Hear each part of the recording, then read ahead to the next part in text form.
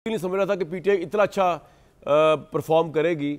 और इस वक्त ये हमें मानना नहीं पड़ेगा कि पीटीआई जो है अगर सिचुएशन ग्राउंड पे उनके खिलाफ ना होती तो एक्चुअली तो उनको गवर्नमेंट बनाना चाहिए था और उससे स्टेबिलिटी आती।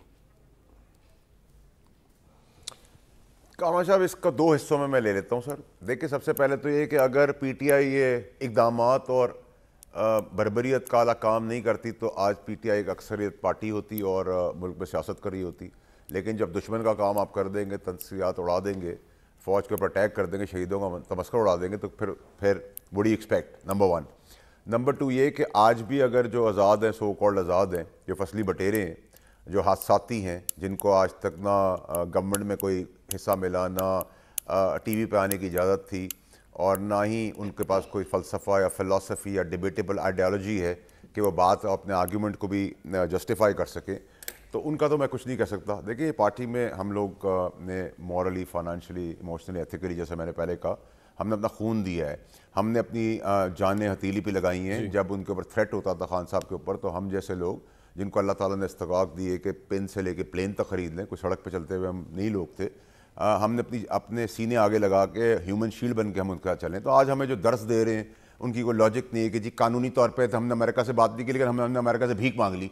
हम इक़्तिदार तो नहीं मांग रहे, लेकिन हम पीपल्स पार्टी के पैर चाटने जा रहे हैं। हम इक़्तिदार तो नहीं मांग रहे, लेकिन हम मौलाना साहब के पास भीख मांगने जा रहे हैं। हम नवाज शरीफ से आके गोटे पकड़ने जा रहे हैं, लेकिन हम इक़्तिदार नहीं चाह रहे।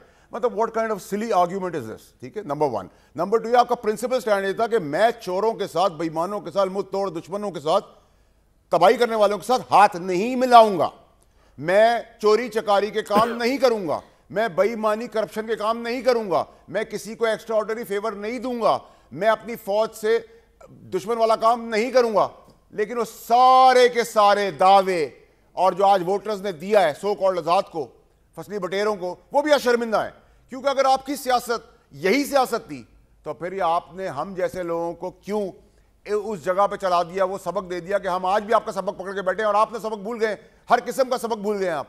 और 12 साल हमें कुछ और सिखाया और आखिरी 3 साल में जो काम किया और उसके बाद जो आज आप करने जा रहे हैं, मुझे तकलीफ नहीं है, मुझे तो बहुत खुशी है।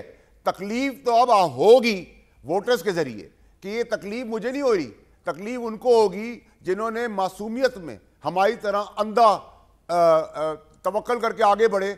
और आज वही सारी पार्टियां साहब इमरान खान की पार्टी तो मेजॉरिटी में आई है, भले आजाद आई है, उनको क्या, उनको तो उनकी तो वो ही है, जीत तो ही उनकी इन तमाम तर कंट्रडिक्शंस के बावजूद। इन पार्टियों में इन आजाद में से 30-35 तो वो आजाद हैं जो हमेशा आजादी के साथ हर पॉलिटिकल पार्टी के उसमें चले जाते हैं। जब गवर्नमेंट बनती है आप कह रहे छोड़ देंगे वो, हमारे पास भी वो आजाद टूट के आ रहे थे। ठीक है, एक दूसरे आजाद के अंदर एक सेगमेंट जो है वो पहली दफा है, उनके पास भी बीड़ी पीने के पैसे नहीं है, वो भी बिक जाएंगे इक़्तिदार की खातिर, आधे रह जाएंगे।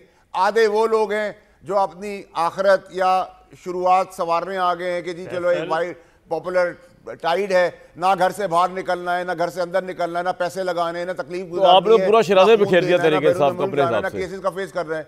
ठीक है, नहीं सर, मैंने सच बात की है कामरान शाह साहब, हमने बहुत कुर्बानियां दी हैं। हम हमारी जैसे निकालेंगे, हमें फिक्र नहीं, आज तो अल्लाह का एहसान है। बिल्कुल ठीक है, मुझे शर्मिंदगी हो रही है ये कह के अगर हमें जाने का कहते तो हमारे लिए बहुत बड़ा है ना। आज तो आपने हमारा रास्ता भी खोल दिया है सर। बात ये, मैं ब्रेक पे जाने लगा हूं, लेकिन बात ये, बाकी लोग एक बात तो आप माने कि इमरान खान ने जेल में बैठ के नवाज शरीफ साहब का रास्ता तो रोक दिया चौथी दफा प्राइम मिनिस्टर बनने के लिए। अब जिस तरह की भी जो आपको डिवाइड मैंडेट नजर आ रहा है, ये तो आप देखें ना कि ये सरप्राइज ही है इस मुल्क के लिए। इसमें से निकलेंगे कैसे? इसमें सलीम साहब बड़े सीनियर पॉलिटिशियन हैं, अवैध साहब बड़े सीनियर इंसान हैं, जानते हैं चीज़ों को, देख रहे हैं पीटीआई की, कि ग्राउंड के ऊपर अगर पीटीआई का रेफरेंस बार बार ना होता एंटी स्टैब्लिशमेंट का, तो शायद आज उनको रियलाइजेशन है अवैध साहब को कि शायद आज वो गवर्नमेंट बनाने की पोजीशन में होते। इन तमाम